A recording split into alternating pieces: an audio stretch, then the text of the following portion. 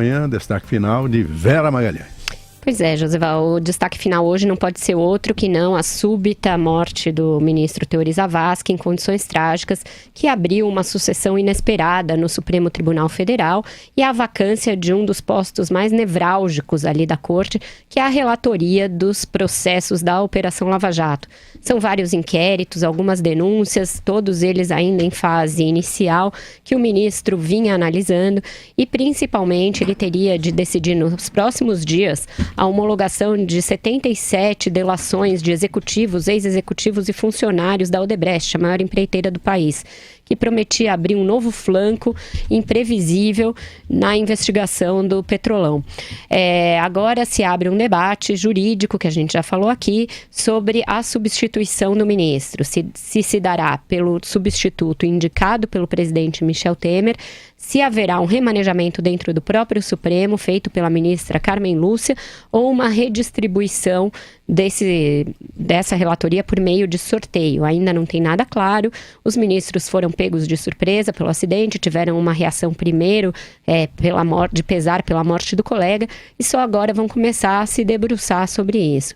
Já começam as pressões políticas pela substituição.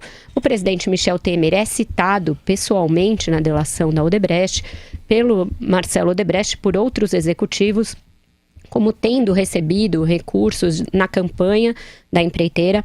Alguns de seus ministros também são citados, vários senadores que terão de participar da sabatina e da aprovação do novo ministro são citados. Então seria prudente, e eu defendo que a ministra Carmen Lúcia assumisse a prerrogativa de transferir algum dos ministros da primeira turma para a segunda, que é a que julga a Lava Jato, e a partir daí se daria a discussão de quem seria o relator dentro da segunda turma. Poderia ser pelo critério do revisor, que é o decano Celso de Mello, uma pessoa com bastante tarimba, bastante estofo e muito preparo técnico para assumir essa bucha de canhão, que é a relatoria da Lava Jato.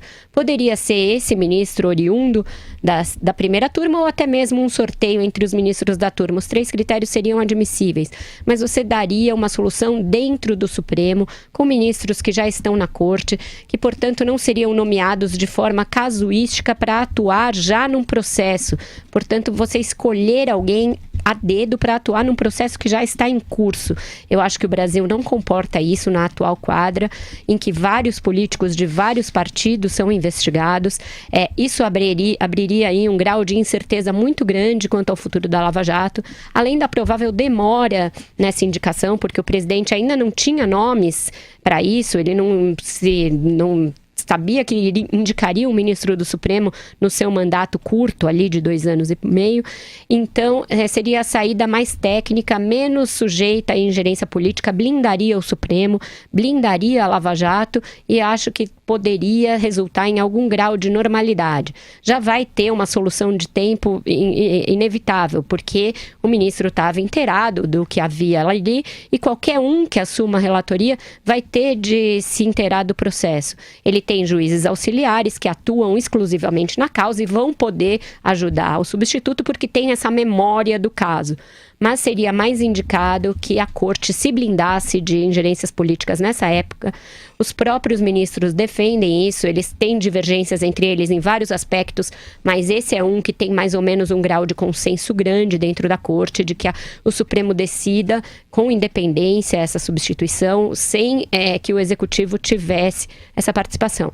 Eu não sei se o presidente Michel Temer vai aceitar, porque o regimento tem uma determinação expressa que, em caso de morte, cabe ao presidente da República indicar o substituto. Mas o que eles dizem é o substituto da cadeira no Supremo, não necessariamente da relatoria da Lava Jato.